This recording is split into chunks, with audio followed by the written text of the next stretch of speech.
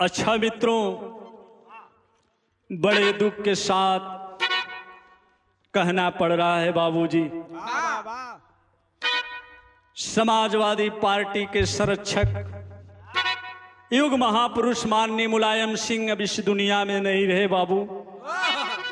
वे आजीवन गरीब, दलित तथा पिछड़े लोगों की लड़ाई लड़ते रहे और अपने राजनीतिक कैरियर में उन्होंने एक ऐसी लकीर खींच करके गए कि आज तक कोई राजनेता ऐसा किया नहीं। उनकी राजनीति में एक अलग मिसाल थी। नेता तो हमारे देश में बहुत हैं, लेकिन सुभाष चंद्र बोस के बाद नेताजी के नाम से उन्हें ही नवाजा गया। आज वह महान विभूति, कुशल राजनीतिज्ञ माननीय मुलायम सिंह हम लोगों के बीच में नहीं है। यह दुख भरा समाचार सुनकर के बाबू पूरा देश शोक की लहर में डूब गया। हम गायक कलाकार दशरथ सिंह चौहान और पूरे पार्टी के माध्यम से, ये लकी स्टूडियो के माध्यम से आप लोगों के बीच में उस महापुरुष को श्रद्धा सुमन अर्पित करते हुए भावभीनी श्रद्धांजलि अर्पित करते हैं और मालिक से ही प्रार्थना करते हैं कि उनकी जहां भी आत्मा है श्री हरि के चरणों में ऊंचा स्थान मिले और शोकाकुल परिवार को मालिक सहन शक्ति प्रदान करें। 4 लाइन हमारे कवि जी भरत गुरु जी ने बिरहा में भूमिका का लाइन लिखा है मास्टर। क्या?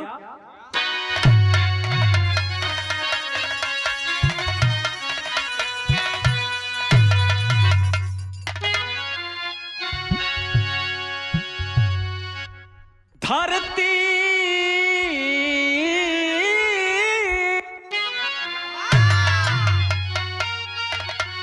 तो धरती पुत्र मुलायम ना रहे इस धरा पर,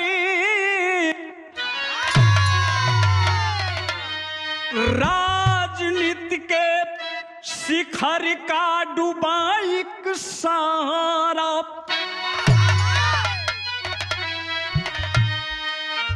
लोकप्रिय नेता थे जन जन के नायक, दीन दुखियों के हरदम बने थे सहारा। तो देश नफरत कभी ना किसी से किए, और बन गए हर लोगों के प्राणों के प्यार। उदास करके सबको चल गए वो भरती, हर आंखों से बह गई आंसू की धारा।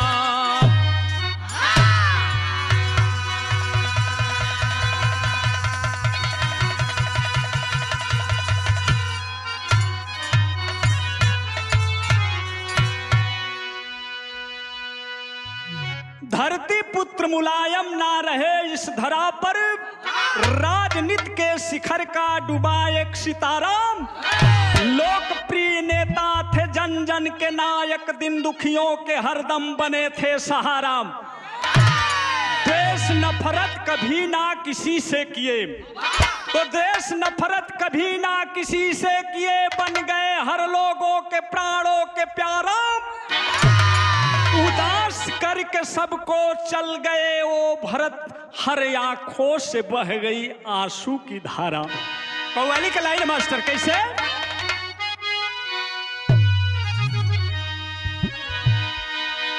अरे नामे नबी को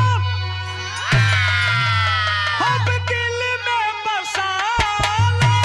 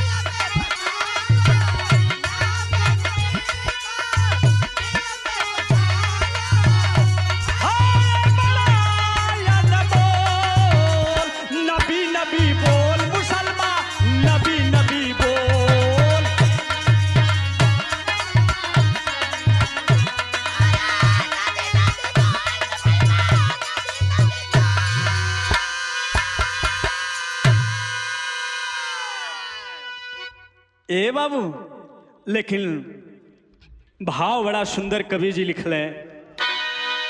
इंसान इस दुनिया में आता है, चला जाता है, लेकिन उसकी कीर्ति, उसके यश को गाया जाता है। भैया हो कवि जी बड़ा बढ़िया भाव लिखले। का मास्टर?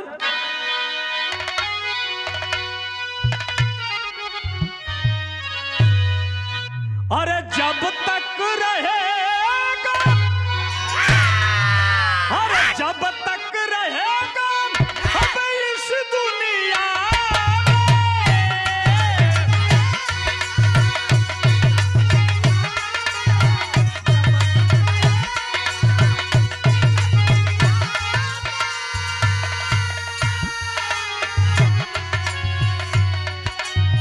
जब तक रहेगा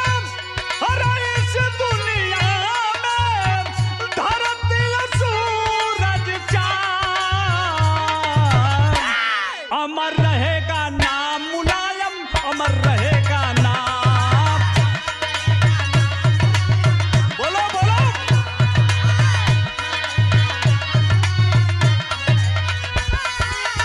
जब तक रहेगा इस दुनिया, जब तक धरती सूरज चांद, अमर रहेगा नाम मुलायम, अमर रहेगा नाम।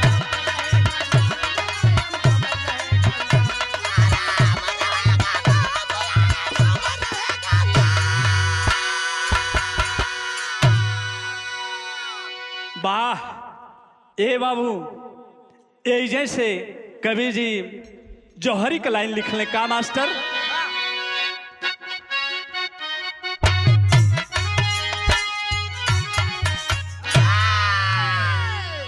तो कीर्ति अमर होती है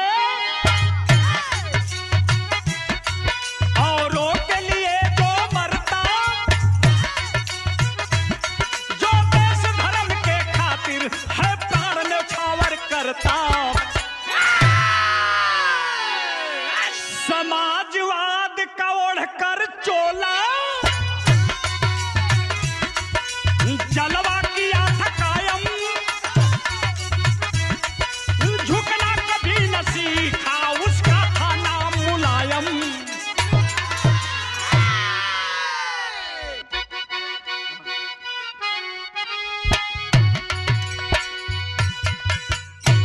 रग रग में जोश भरा था,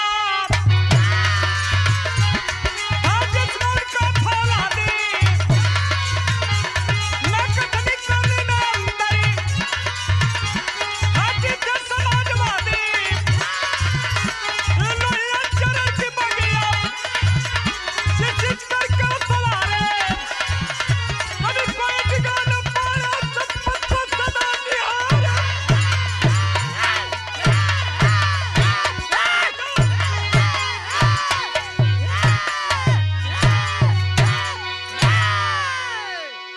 अच्छा बाबू, देखे माननीय मुलायम सिंह बचपन से ही बड़ा ही निर्भीक स्वभाव के थे। गरीबों दलितों का मदद करना उनका स्वभाव था। लेकिन वो रहले कहाँ का बाबू? कभी जी भाव दलन मास्टर, विदेशिया का लाइन हो।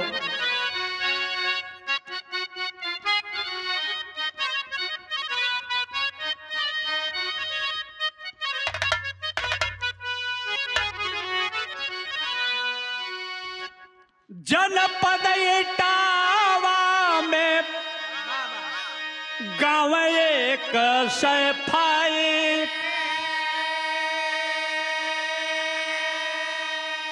सुघर सिंह साधारण किसान हो, सुघर सिंह साधारण किसान, पैदा भैल गोदिया में मुलायम ललनावा।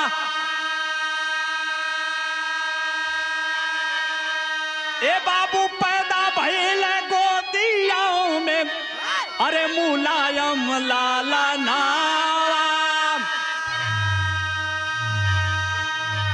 भाई बहन छगो संतान हो, भाई बहन छगो संतान।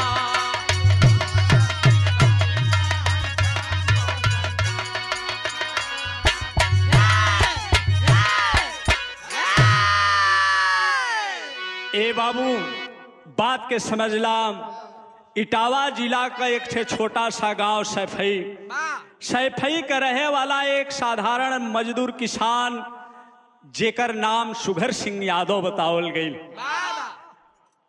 सुघर सिंह यादव के पत्नी का नाम मूर्ति देवी। गोदी में 6 ठे औलाद बाड़े। सबसे बड़ा रतन सिंह, अभय सिंह, तीसरा नंबर पर मुलायम सिंह, राजपाल और शिवपाल यादव, और एक ठे पुत्री जौने का नाम कमला देवी बतावल गई। 5 भैयन के बीच में एक ठे बहिनी बा। बड़ा लाड प्यार से पलल हुए लोग। बतावल गल माननीय मुलायम सिंह का जन्म बाबूजी 22 नवंबर सन 1939 को हुआ, जिस समय देश गुलाम था। बड़ा ही होनहार बचपन से मुलायम सिंह थे मित्रों। बाबू अपने बेटवा का स्वभाव देख के एक सपना दिल में सजा ले। का सपना सजौले? एक लाइन गीत हो।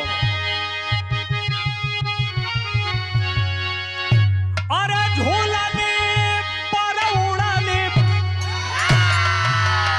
है झूलने पर उड़ने, अब जहाजिया उड़ादा, हमारे पैजे पर राजा हीरा जड़ादा।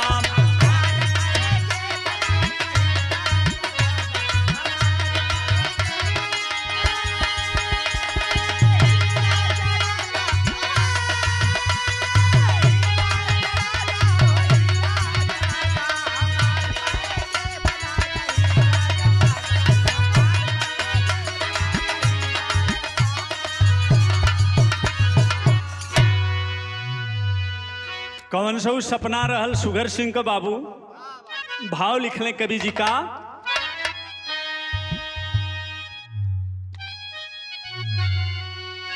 अरे लेहला सुघर सिंह, हाय लेहला सुघर सिंह, अरे दिलवा में ठानी, हमारा बचवा, अरे हमारा बचवा जम के करी पहलवानी।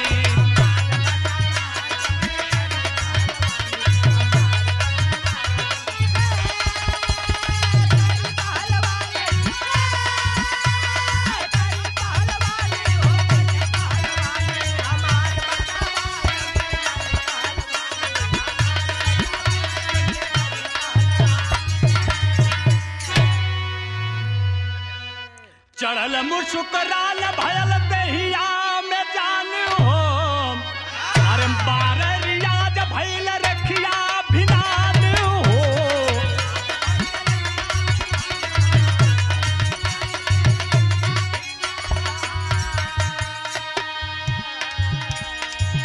अरे दूध घी खिया के, अब दूध घी खिया के करल निगरानी, हमार पचवा जम के करी पहलवानी।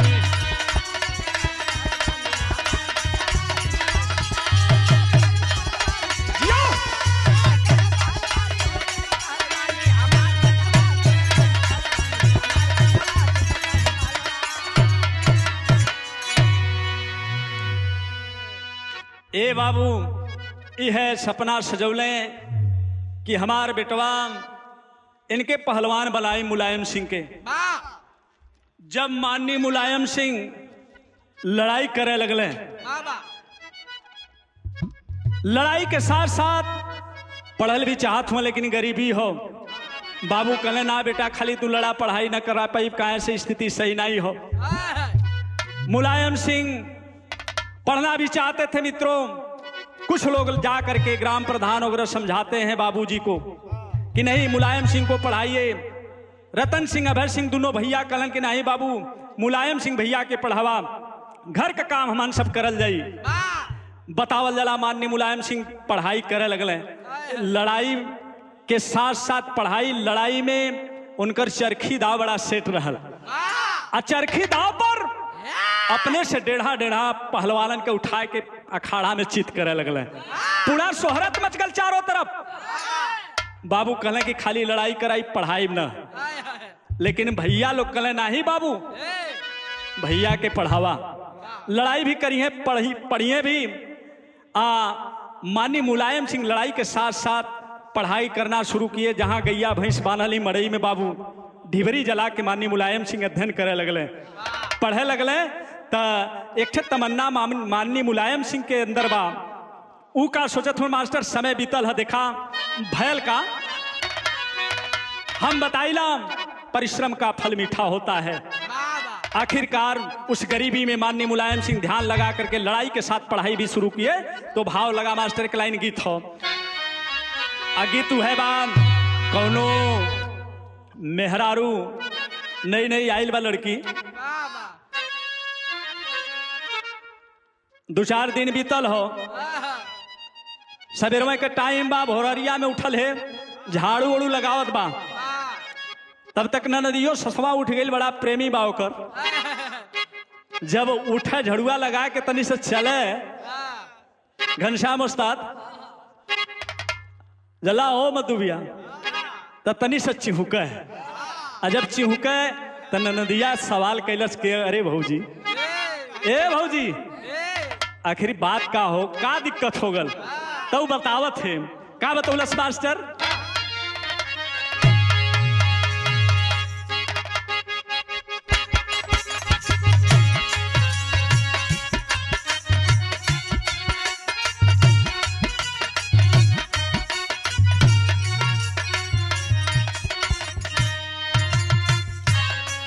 यह बतौलस, टूट गइल खटिया कपाटिया तब गिरल करवाटिया नु हो।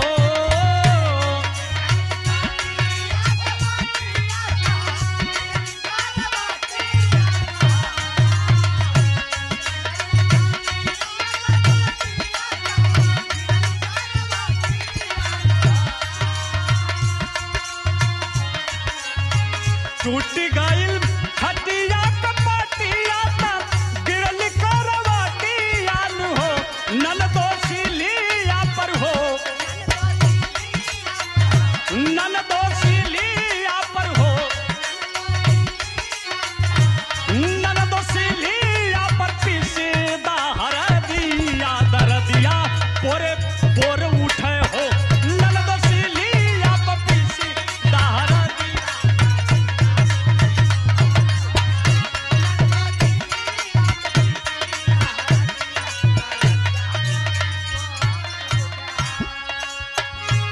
ए बाबू देखा, माननीय मुलायम सिंह अपने गरीबी में लड़ाई के साथ साथ पढ़ाई चालू कैले हैं। समय बीतल हो, धीरे धीरे इंटर कॉलेज में नाम लिखा देवल गल। जैन इंटर कॉलेज करहल में जब पढ़े लगले, इंटर पास कैले हैं। इंटर पास करके MA में राजनीति शास्त्र से जब डिग्री ले लें है, तो कवि जी भाव लिखले भयल का,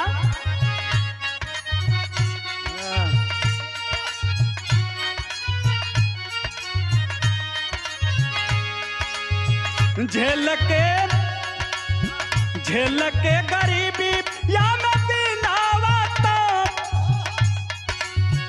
झेल के गरीबी या मदीनावा लगा करके माना वानू हो।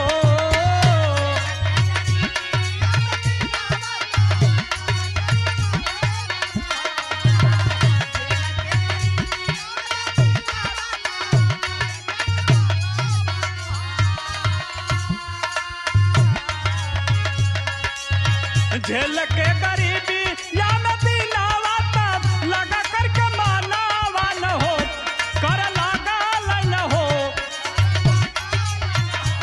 कर लगा न हो,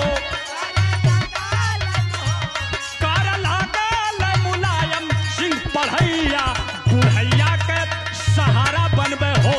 कर लगा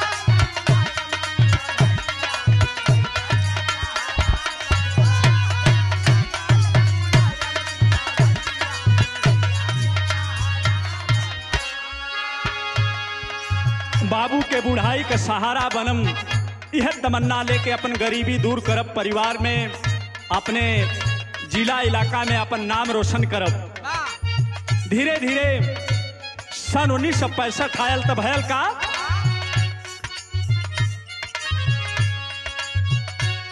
का भयल, पढ़ लिख के शिक्षक बन के राजनीति में आए, लोहिया के आंदोलन को आगे बढ़ाए।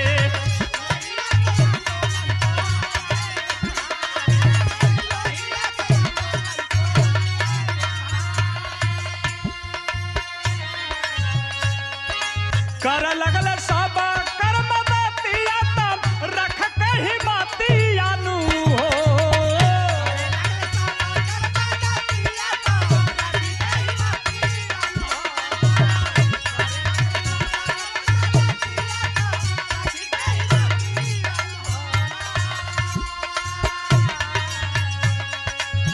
कर लगल सब कर्म बतिया तब रख के ही बतिया न हो। बनल राजा नित कहो, बनल राजा नित कहो, बनल राजा नित का माहिर लड़वैया, बुढ़ैया के सहारा बनबे हो। बनल राजा यो, अरे क्या बात है।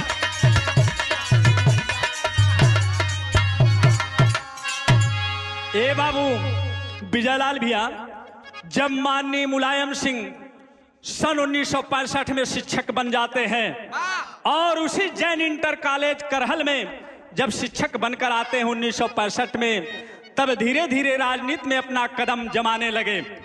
उनके कारनामे का जलवा लड़ाई, पढ़ाई तथा आंदोलनकारी आदि के रूप में पूरे जिले जवार में कायम था। माननीय डॉक्टर राम मनोहर लोहिया के सपने को साकार करने का बीड़ा लेकर के गरीब, दलित तथा पिछड़े वर्गों का मसीहा बनकर समाज में आगे बढ़ते गए। समांतवादियों का शासन था मित्रों। समय बीतता गया, जब सन 1967 आया है, माननीय मुलायम सिंह 28 साल के हुए, तब एक ठे बड़ी भारी उपलब्धि हासिल कैले। वो कौन उपलब्धि मास्टर, गीत बदल गई।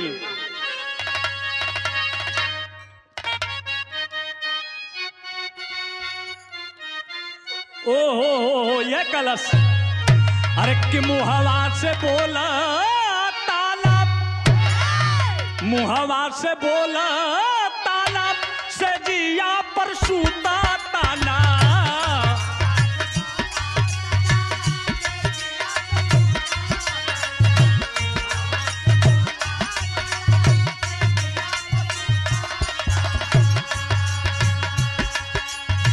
मुहवा से बोला तानम, से जिया पर सूता तानम, मरद हमर दर्द हमरे दिलवा का पूछा तानम, दिलवा का पूछा तानम।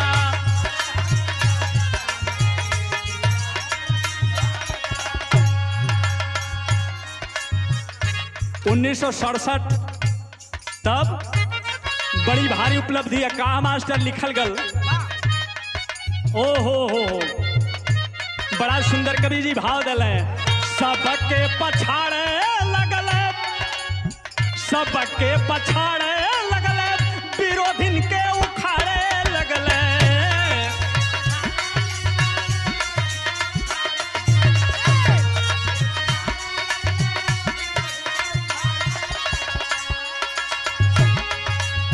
सबके पछाड़े लगल, विरोधिन के उखाड़े लगल। सुघर सिंह का बेटा नेता बन के दहाड़े लगल, सुघर सिंह का बेटा नेता। लो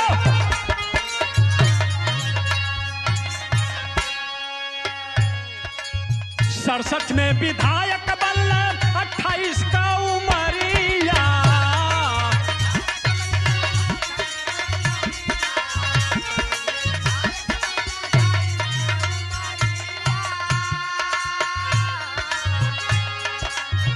झूम उठल सैफे गौआ, सुन के खबरिया।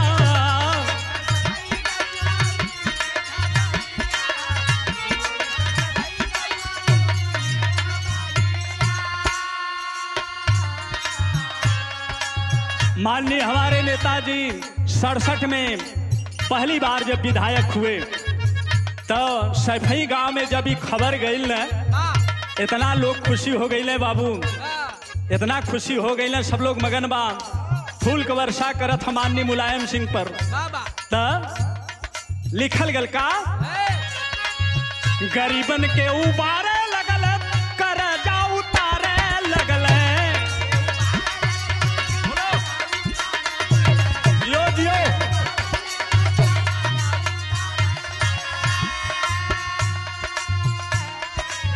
गरीबन के उबारे लगल, करजा उतारे लगल। सुघर सिंह का बेटा नेता बन के दहाड़े लगल। सुघर सिंह का बेटा नेता बन के दहाड़े लगल।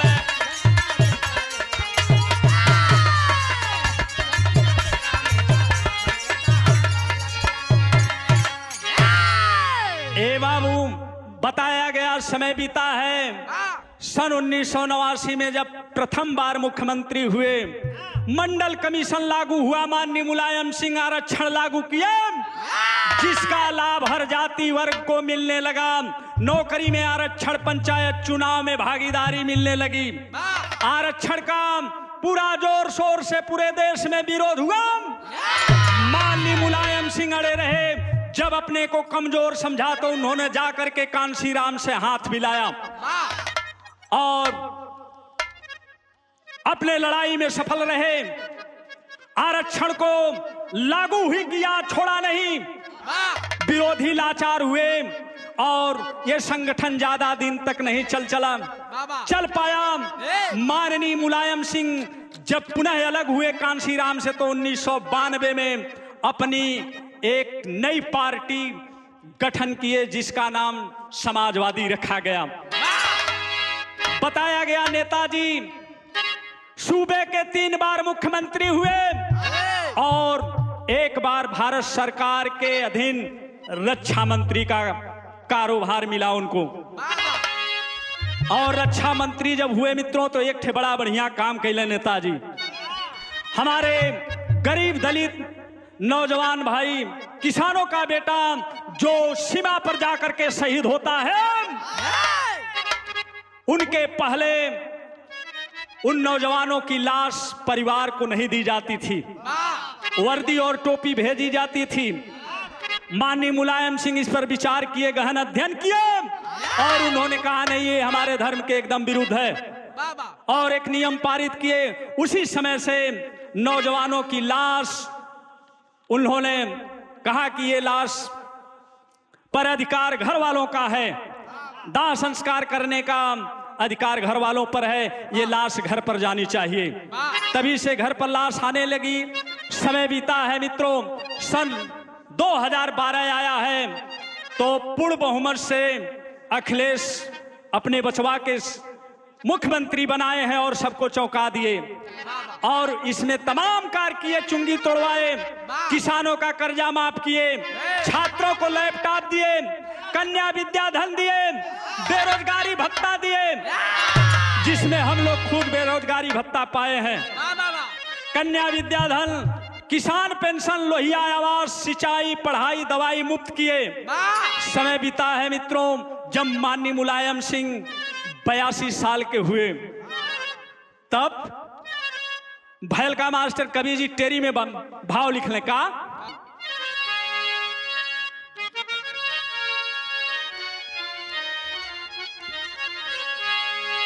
ए बाबू 82 साल के नेताजी हुए, तबीयत बिगड़ती गई। मेदांता अस्पताल दिल्ली में भर्ती कराया गया। अगस्त महीने में 2 अक्टूबर को तबीयत बहुत सीरियस हो गई। डॉक्टर एक से इंजेक्शन दे रहे हैं लेकिन तबीयत सुधर नहीं रही है बाबू, एकदम तबीयत गड़हुले जात हो। तो कवि जी भाव लिखले मास्टर, टेरी का लाइन है कैसे, अरे मोरे राम सीताराम एक भारत का सो गया,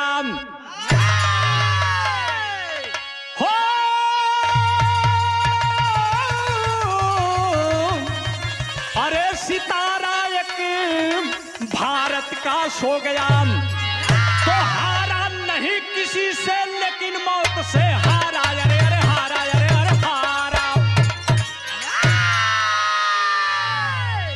सितारा एक भारत का सो गया, हारा नहीं किसी से लेकिन मौत से हारा। बताया गया माननीय मुलायम सिंह 7 बार सांसद रहे, 8 बार एमएलए रहे, लेकिन अपने जीवन में किसी से हार नहीं पाए। सबको पछाड़ने का काम किए, सबको हराने का काम किया। जब तबीयत गढ़ुआ गिल बाबू 82 साल के अवस्था में 2 अक्टूबर को सीरियस तबीयत हो जाती है। माननीय मुलायम सिंह से मिलने के लिए तमाम नेता सगे संबंधी अस्पताल में दिल्ली पहुंचने लगे, जिसमें हमारे रक्षा मंत्री राजनाथ, गृह मंत्री अमित शाह, प्रधानमंत्री नरेंद्र मोदी, तमाम नेता जाकर के माननीय मुलायम सिंह से भेंट कर रहे हैं। तो ये बाबू तबीयत बिगड़ती गई। बताया गया 10 अक्टूबर 8:16 पर 82 साल की अवस्था में बाबूजी नेताजी इस दुनिया को छोड़ करके चले बसे। जब चल बसे बाबू, ये समाचार आग की तरह फैल गया बाबू। समाचार सुनते ही शोक की लहर दौड़ पड़ी। तो कवि जी भाव लिखले मास्टर, एक लाइन गीत हो।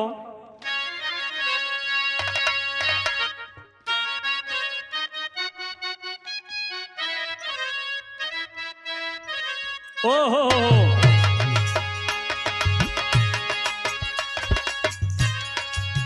गीत से बढ़िया भाव कवि जी लिखले का।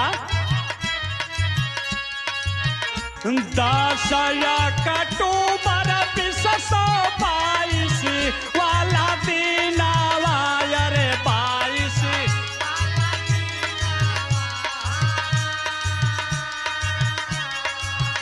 होई गईल नेताजी सपनवा हो रहा किया हो राम रे। ई गईल नेताजी सपनवा हो किया हो राम रे।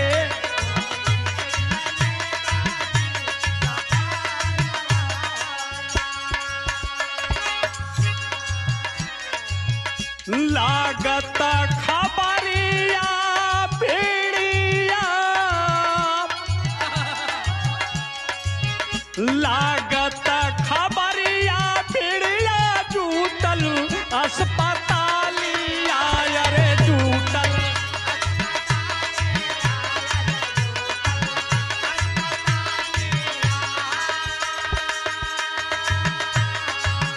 लागत खबरिया पीड़िया जूटल अस्पतालिया रे जूटल अस्पतालिया में। गम में बरस सबई के नया नवा हो राम किया हो राम रे।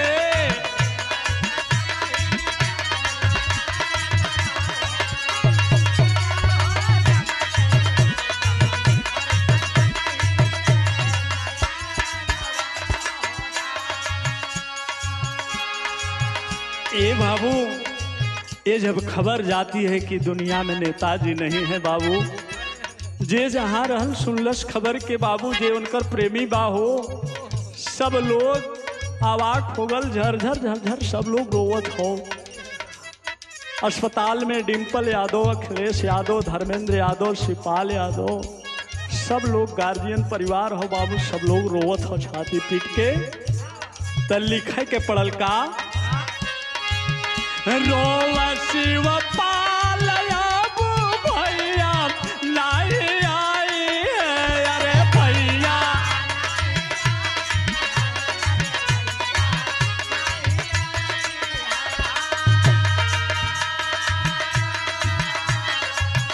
रोवा शिवपाल याबू भैया नहीं आई है अरे भैया नहीं आई है हो। रोवा घर में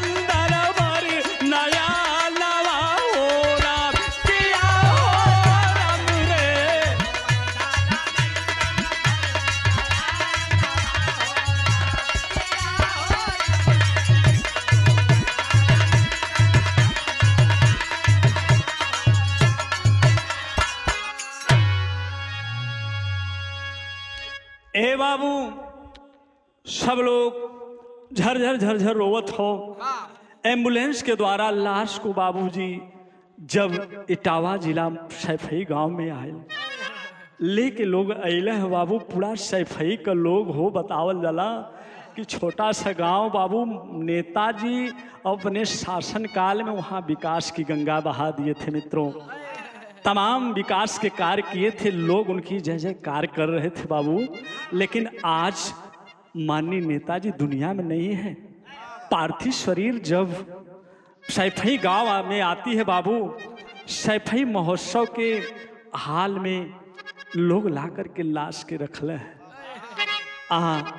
तमाम गांव को लोग जाकर के दर्शन करत हो बाबू, सब लोग झरझर झरझर रोवत हो। राष्ट्रीय ध्वज के साथ समाजवाद का झंडा लिपटा हुआ है नेताजी के पार्थिव शरीर में। नेताजी कहा करते थे, इटावा मेरा दिल है, इटावा हमारा दिल है, आजमगढ़ मेरा धड़कन है।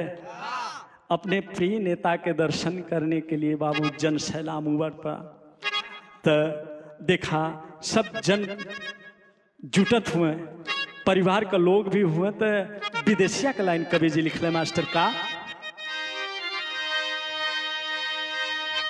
कि फारी फारी छातियों में सबई विपतिया में असफई का गौआ डूबल है शोक के लहरियों।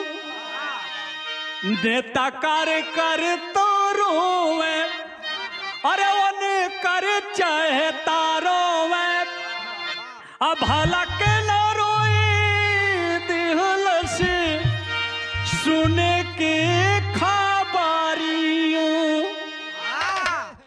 अब भैया भैया कह के रोवे, अरे कमला पहनिया हो, आया सुआ से बेजे गईली ओ न करो चोरियों। आवत रहला भैया रोज, अरे राखी ओल दिनावा हो, आया बकले हमारे आई खोजियो खबरियो। ई बाबू एक बहनी कमला देवी जब खबर के पौली हो, सब लोग रोवत हो। वही बीच में आ करके जब भैया के देखने की ला हुआ दुनिया में बाबू हो, जाके एकदम लसिया के पास एकदम पछाड़ा खा के गिर गईली हो। झरझर झरझर रोवत है, आँख में आंसू हो, आंचल से आंस के पोछत है बाबू। लेकिन आज भैया ला हुआ, भैया राखी के दिन हमरे घरे आवत रहा है, जितना दिन जिंदा रहा राखी के दिन जरूर हमार खोज खबर लेत रहा है। अब हमरे घरे के जाई भैया, हमार खोज खबर के ले ही। तब तक देखें हमारे अखिलेश नेताजी के एक छोटा सा लड़का हो, तब लिखे के पड़ल कि बाबा बाबा कह करो,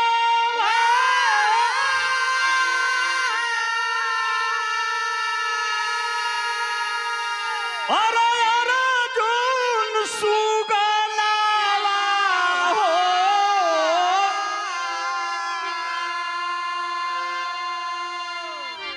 अरे गोदिया खेलाई अब के आई पकड़ी अंगुरियों। ए बाबू लड़कवा आगल, अर्जुन बचवा आयल बाबू, झरझर झरझर रोवत हुए। बाबा आवत अला कहीं से तो हमके गोद में खिलावत रहा, अंगुरी पकड़ के घुमावत रहा।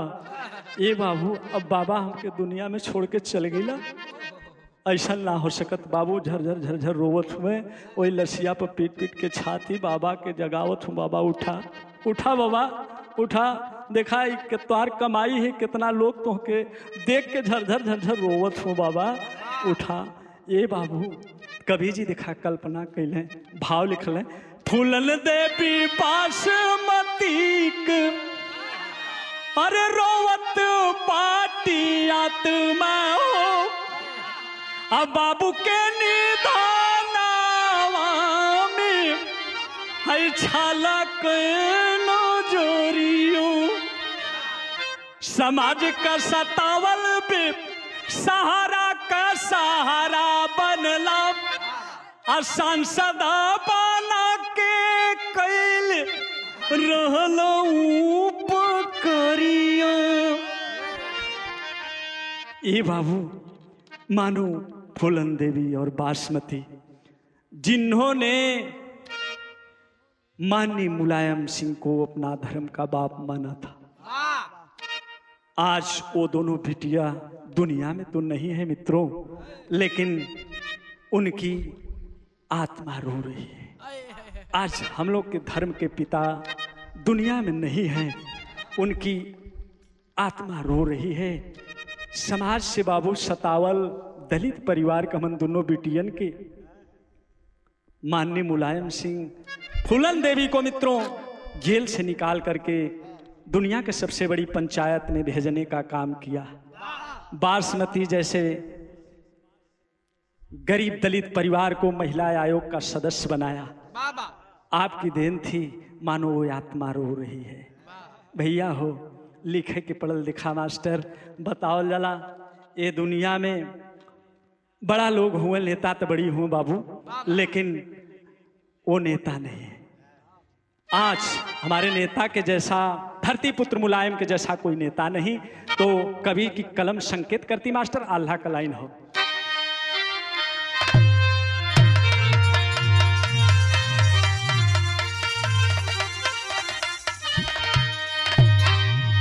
हाय राम अरे बनल ना मुलायम कोई, अरे अब होई ना मुलायम भैया,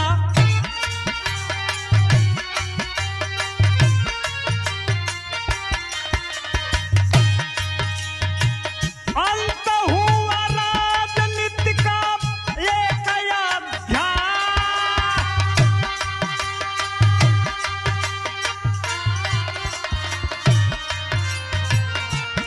उमड़ल जन सैलाब भारी सफै गौआ में बाबू,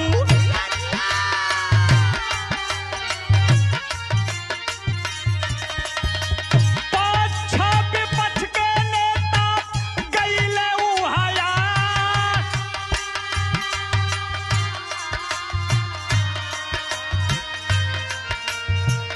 देव श्रद्धांजलि सब लोग बारी बारी बाबू,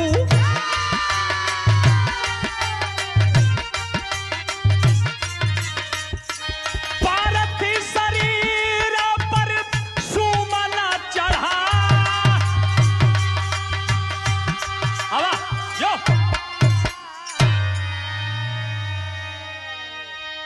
ए बाबू लोगों के आने का तांता लगा रहा। दूसरे दिन वहां तमाम नेता इकट्ठा होने लगे। बताया गया गृह मंत्री अमित शाह, रक्षा मंत्री राजनाथ, प्रधानमंत्री मान मोदी जी जाकर के शीश झुकाते हैं माननीय नेताजी के चरणों में।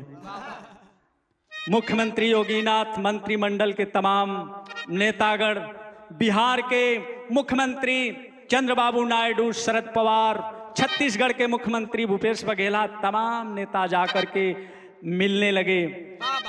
मिलन आखिरी भेंट कर रहे हैं, जिसमें हम लोगों के क्षेत्र के पूर्व विधायक माननीय जितेंद्र कुमार एडवोकेट जी सैफई में जाकर के माननीय नेताजी को भावभीनी श्रद्धांजलि दिए।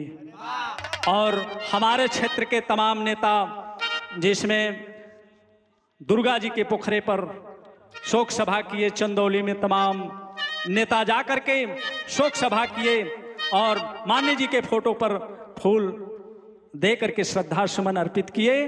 तो 11 तारीख को हुआ क्या मास्टर?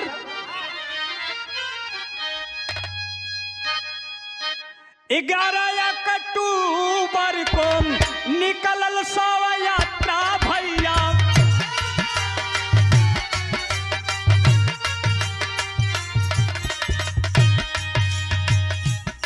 भारी समर्थक रहे यशुआ बहार।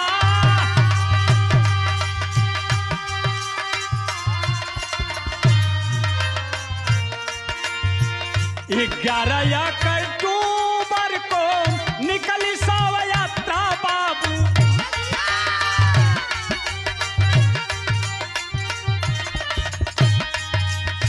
भारी समर्थक रहे यशुआ बहार।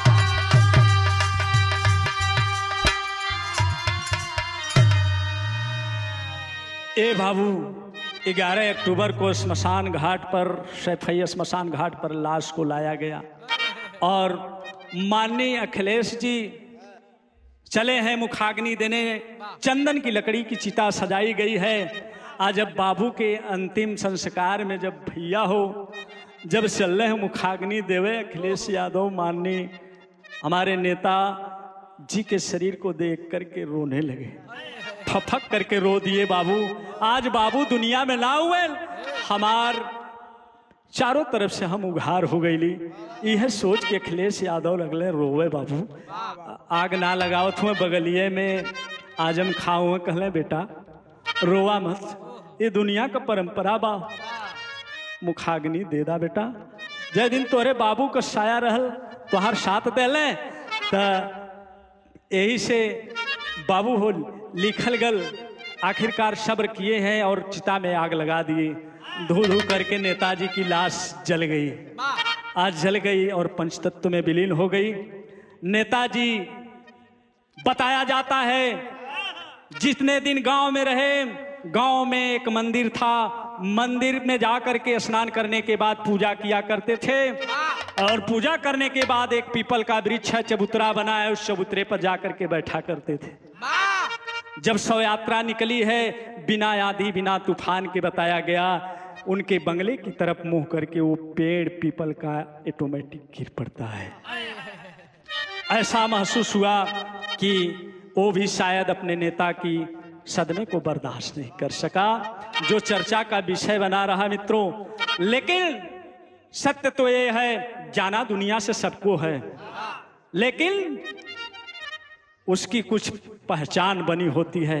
माननीय नेताजी हमारे तो चले गए, लेकिन अब बाग को सजा कर गए हैं। तो उन समाजवादियों से कहना है, जो समाज के सच्चे सिपाही हैं, उनसे कहना है, कवि जी की कलम संकेत करती है। आखिरी भाव मास्टर कैसे?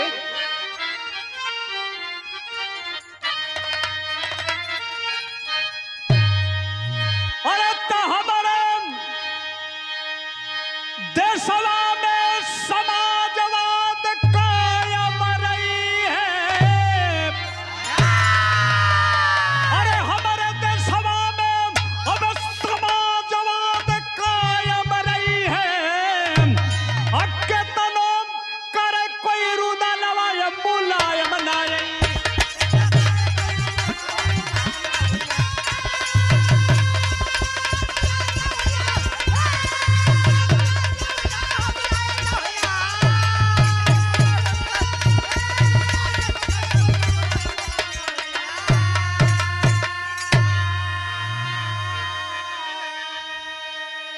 नेताजी तो चले गए मित्रों, लेकिन बगिया को हरी भरी सजा कर गए हैं।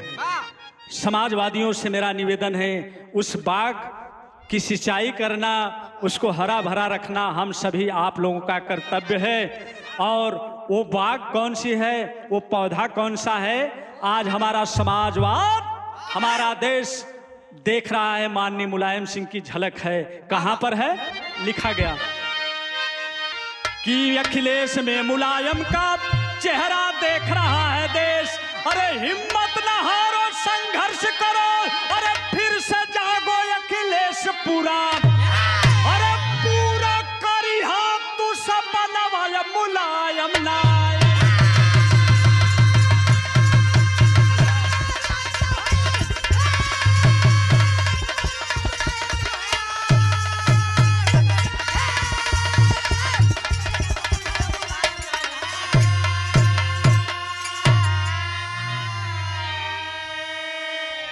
वाकई में देखा जाए तो माननीय नेताजी की झलक माननीय अखिलेश जी में दिखाई देती है।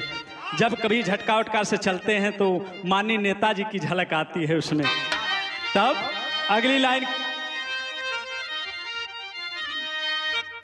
अपने बेटवा अखिलेश के समझा के गईले, कहा कल हम रहे या ना रहे, हम रहे या ना रहे, कारवां को आगे बढ़ाना। अरे समाजवादी के जब आज सिपाही अब सबको गले लगाना कह के, अरे यह कह के उड़ गई पारा नवाया मुलायम ना।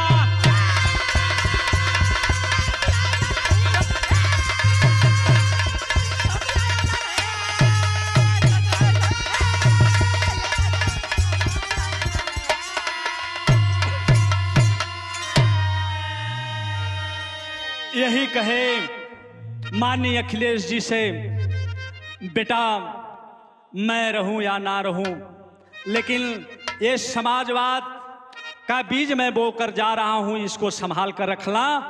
जितने तुम्हारे समाजवादी लोग हैं, दलित गरीब पिछड़े लोग हैं, उनको अपने सीने से लगा करके रखना बेटा। यही कह करके बाबू इस दुनिया को छोड़कर चले गए। आखिरी भाव लिखा गया क्या कि गुरु बिहारी गुरुपत्तू एक दिन सबको है जाना।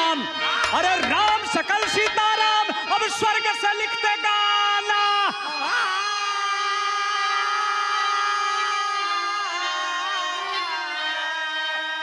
तो सितारा एक भारत का सो गया, अरे सितारा एक भारत का सो गया।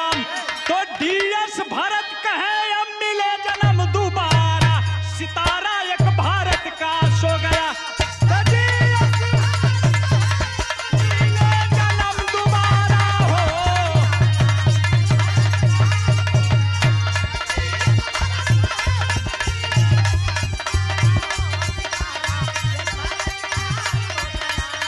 तो मेरे देश की धरती सोना उगले उगले हीरे मोती, मेरे देश की धरती।